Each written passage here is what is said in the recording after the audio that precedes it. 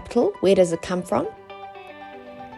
We are then going to talk about how you're going to use that capital. We're then going to help you to differentiate between assets, owner's equity, and liabilities. We will discuss in detail what a fixed and a variable cost is. We will then demonstrate break-even, how to forecast profits, and of course, explaining cash flow.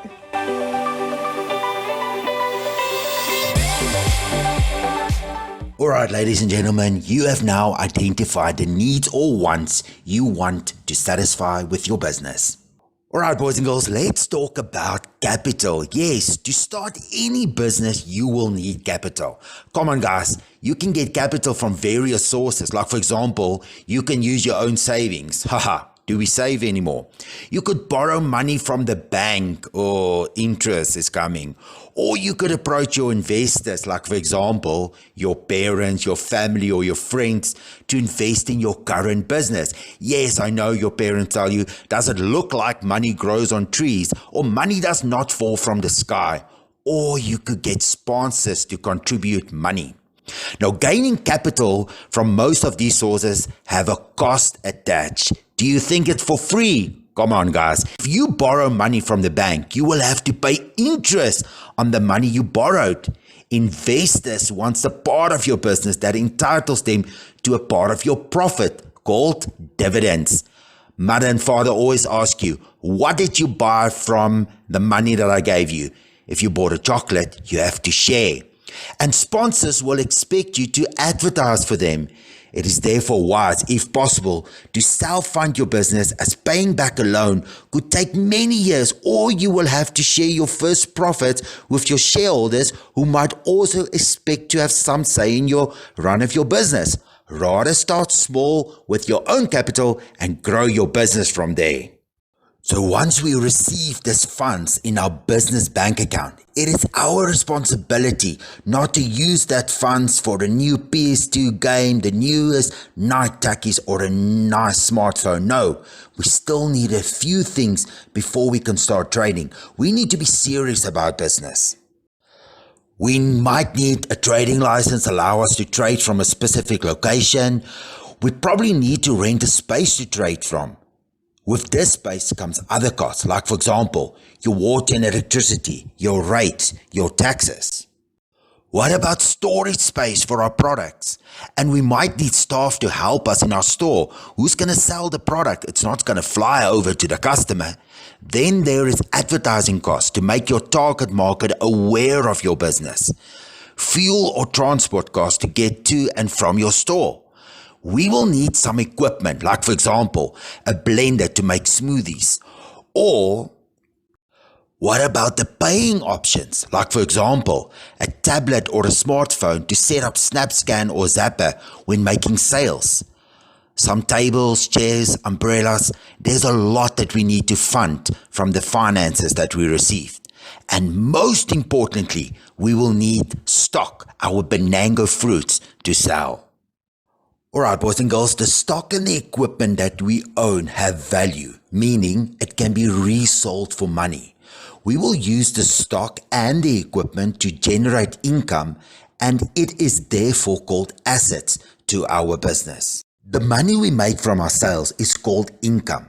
If we borrow money from the bank to start our business, we need to repay the money, and that will be a liability to us. Now, boys and girls, let's look at the most famous two types of expenses.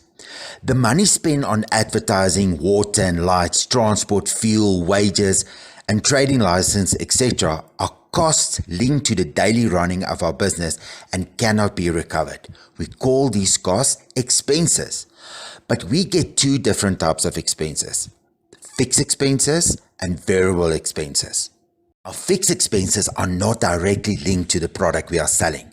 They are expenses that we are going to pay to keep our business running, irrespective of how many products we produce or sell.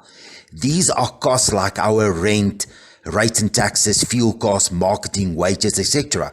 that we need to pay even when we are selling zero Benangos. Variable cost, in the other hand, changes with the products that we are selling. These are the costs of the Benangos, the ingredients we add to make our Benango smoothie, ice cream, sun cream, and the packaging that we sell it in. So all costs that make part of the final product that we put on the shelf to sell to the client is variable costs. Now, boys and girls, expenses make part of our profit calculation in the profit forecast or income statement. It is very important for any business, therefore, to manage their expenses effectively. Why? Because if our income, the money from our sales, is more than our expenses, the cost of running our business, we make a profit, and that is what every business wants. But if our income is less than our expenses, we make a loss. And if our income equals our expenses, we break even. It is therefore important for any business to calculate their break-even point before they start trading to ensure that they will be able to cover all their costs. Now, there are two formulas that we use to calculate break-even. We can either work out how much of our product we need to sell to make enough money to cover all our expenses, or alternatively, we can calculate the price we need to charge to cover all our costs. Now, once we have calculated our break-even point, we can decide on a selling price that will help us realize a decent profit on our products. Now, the selling price or the retail price is the price we charge our customers, and it's made up of the cost price and an amount added to it for profit. This amount we add to what it's cost is called the markup. Now, most businesses add a fixed percentage to their break-even price to determine their selling price. The percentage profit you add to your product is called the markup percentage.